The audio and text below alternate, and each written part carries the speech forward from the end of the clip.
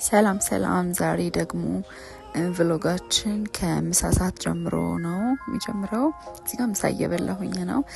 ዛሬ ማድ የተዘጋጀ ኢቨንት አለ።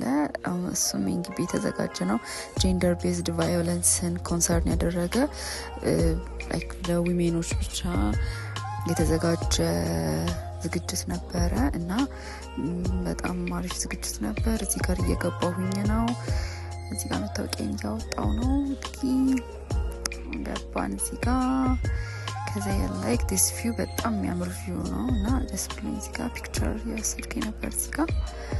ከዛ ክላሱን ፍለጋ እዚህ ጋር እየተንከራተትኩኝ ነበረ። ሩሙን አላውቀውም ነበርና እዚህ ጋር እየፈለኩት ነበር ሩሙን።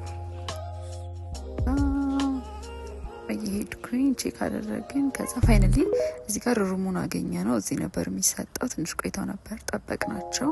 እዚህ ጋር ፕሮግራሙ ተጀመረ። አሪፍ ኮንሰርን እየሰጡን ነበር ስለ ጀንደር ቤዝድ ቫዮለንስ እና ዲስከሽኑ በጣም አሪፍ ነበር።